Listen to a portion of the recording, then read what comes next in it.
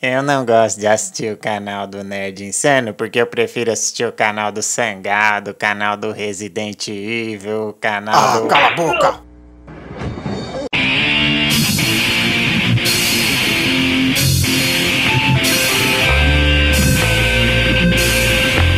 Fala geral, tudo legal? Aqui é o Insano do canal Um Nerd Insano.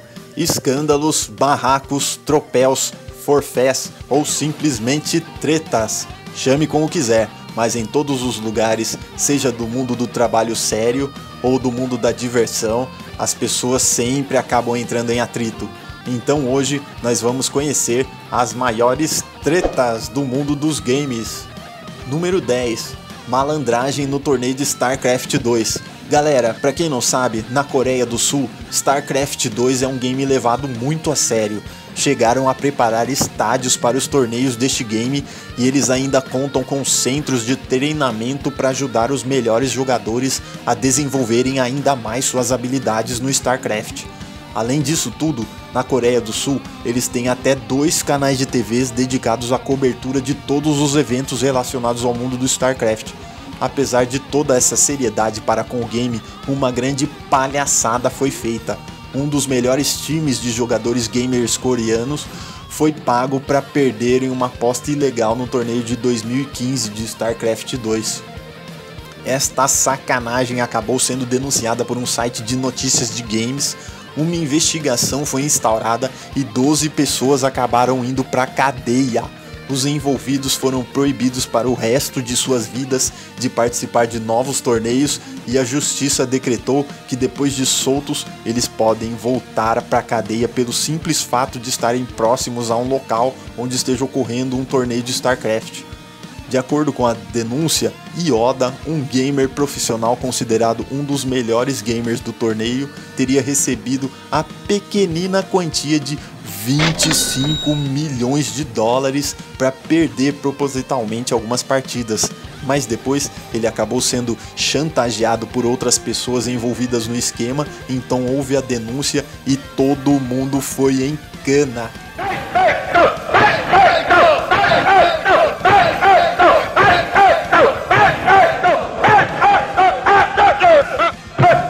Número 9. DLC de Street Fighter vs Tekken. Pessoal, eu já deixei bem clara a minha opinião sobre as DLCs que são pagas. Eu considero isso uma grande mancada. Fiz um vídeo sobre isso, se você ainda não assistiu, por favor, assista no meu canal. O vídeo se chama A Sacanagem das DLCs de Games. Mas indo direto ao ponto, quando a Capcom lançou Street Fighter vs Tekken, ela anunciou que o game contaria com 12 personagens extras, que seriam adicionados ao game original através da compra de uma DLC. Porém, mais tarde, descobriram que o disco do jogo já conta com estes personagens, ou seja, quando você compra a versão original do game, estes personagens já estão lá, mas você só vai ter acesso a eles se você comprar a DLC. É mais ou menos o seguinte: imagine que te venderam uma casa, mas não te deram a chave do banheiro. Então, para poder dar uma cagada, você vai ter que comprar a chave do banheiro. Foi mais ou menos isso que a Capcom fez. A desculpa esfarrapada da Capcom por ter feito isso seria de facilitar a vida dos gamers, pois não teríamos que fazer o download da DLC e sobraria mais espaço no HD dos videogames. Ah, fala sério, Capcom. Vocês acham que somos burros? Vocês querem é mais dinheiro, claro. Isso aí que você disse é tudo burrice. Número 8. Godus Kickstarter. Peter Molyneux é um designer de games que ficou bastante conhecido e respeitado por seu trabalho desenvolvido nos games da série Fable. Mas o problema é que esse cara é como aqueles vendedores que prometem que o produto fará 1000 maravilhas e quando você compra descobre que não é nada daquilo. Com sua lábia e língua afiada, Peter prometeu que entregaria ao público um jogo que seria uma verdadeira revolução no mundo dos games. Ele conseguiu arrecadar uma quantia de aproximadamente $1 milhão e lançou um game chamado Godus. Neste game você seria uma espécie de divindade que poderia controlar o futuro de vários povos. Mais de 4 anos após o início da produção do game, ele até hoje não foi inteiramente lançado. Somente alguns pequenos trechos que estão prontos foram liberados a público, porém causaram tanta decepção que muita gente que comprou o game pediu reembolso. Uma verdadeira vergonha. Isso é uma vergonha. Número 7, Infinity War vs Activision. Mesmo se você não é um fã da série Call of Duty, não se pode negar que esse game mudou a história dos jogos de tiro em primeira pessoa. Com uma combinação de armas legais e um multiplayer frenético e divertido, Call of Duty se tornou um sucesso épico. Esse sucesso se deve principalmente devido a estes dois caras, Vince Zampella e Jason West. Esses dois são os criadores da Infinity War e responsáveis por levar Call of Duty ao sucesso. A Activision comprou a Infinity Ward e foi responsável pela distribuição do game. Acontece que a Activision tretou com Vince e Jason, acusando-os de fraude e de não pagar os direitos de comissão que a empresa tinha direito sobre as vendas dos games.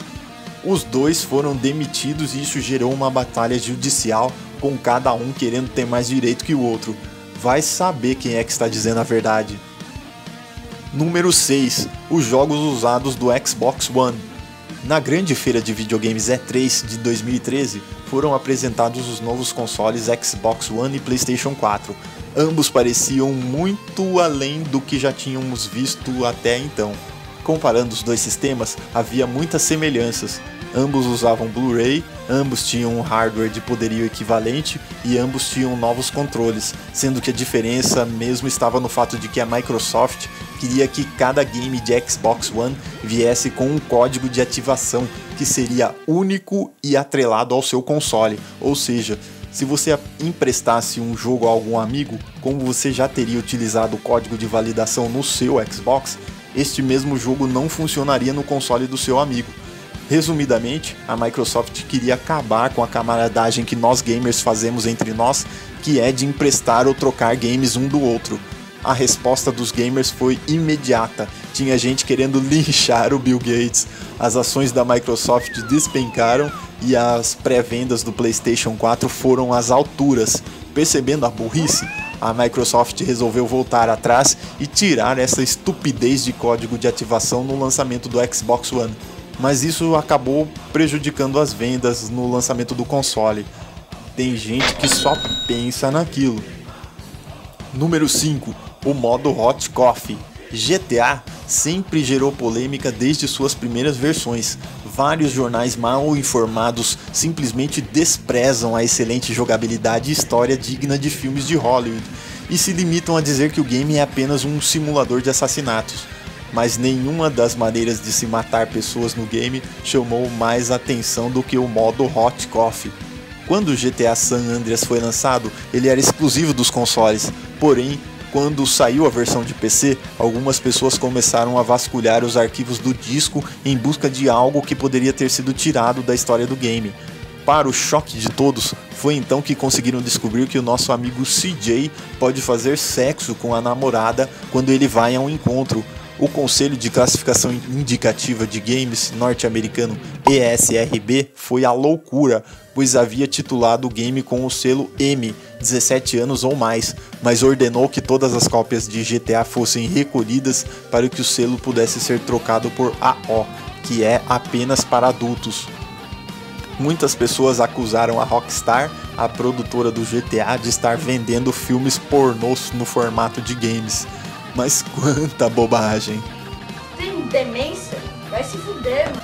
Número 4. A demissão de Jeff Gerstmann. Este cara era editor-chefe da GameSpot, um dos maiores portais de games do mundo, especializado em analisar games.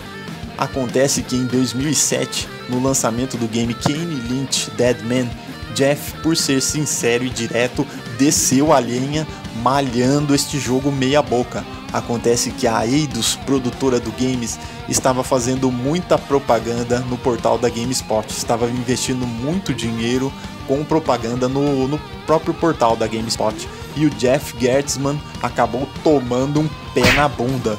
Seus companheiros de trabalho, indignados com a demissão, decidiram se amotinar, saíram batendo panela, dizendo que se Jeff fosse para a rua, todos se demitiriam também. Em pouco tempo, todos ficaram sabendo que Jeff havia sido demitido por ter dado um review negativo para um game. A merda estava espalhada sem precisar de um ventilador. Muitos jogadores detonaram virtualmente o game Kane Lynch e alguns juraram não mais comprar nenhum game da Eidos.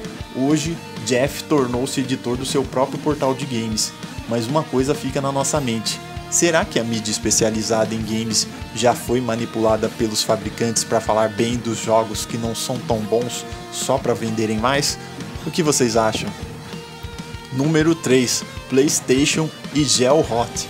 Rapaziada, para quem não sabe, Gelhot é apelido de um hacker norte-americano extremamente talentoso, mas esse cara acabou arrumando para a cabeça em 2010, quando decidiu desenvolver e disponibilizar a público uma ferramenta que permitiu o desbloqueio do PlayStation 3. Com esta ferramenta, qualquer pessoa poderia jogar games pirata. Nem um pouco contente com a história, a Sony resolveu processar judicialmente Gelhot. Quando soube da história, um grupo de hackers conhecido como Anonymous advertiu a Sony, recomendando para o bem da própria companhia que ela retirasse todas as acusações contra a Gelhot dos tribunais. Ignorando os avisos, a Sony resolveu seguir adiante com o processo. Foi então que o grupo de hackers resolveu repreender a Sony, tirando a PlayStation Network, a famosa PSN, do ar. A rede da Sony ficou fora do ar por 23 dias, sendo que os dados de 77 milhões de contas foram roubados, o que resultou em um prejuízo de cerca de 171 fucking milhões de dólares à empresa. Cara, a Sony perdeu 171 milhões de dólares nessa brincadeira. Tem noção do que é isso? Não sei. Seria algo próximo a 600 milhões de reais. Pois é, Sony, quem mexe com abelhas tem que estar pronto para levar a picada. Número 2. CSGO Lotto. CSGO Lotto é um site de apostas online relacionado ao game Counter-Strike. Nele, os usuários podem participar de apostas e ganhar dinheiro real. A treta ou o problema é que dois youtubers norte-americanos famosos, Tim Martin e Pro Syndicate, resolveram divulgar o site em seus canais, onde eles apareceriam comemorando terem ganhado algumas apostas. Acontece que os dois são os donos desse site, mas em nenhum momento nos vídeos onde eles aparecem apostando e ganhando isto é revelado. De acordo com a regulamentação nos Estados Unidos, não é permitido realizar uma campanha por alguém que não revele ser dono da empresa ou que seja patrocinado por ela. Além disso, os vídeos mostram os youtubers ganhando muito dinheiro com o sistema de apostas, levantando a suspeita de que existe manipulação dos dados para gerar resultados favoráveis aos donos do esquema. A batata desses dois está assando e possivelmente vão passar boas férias na cadeia.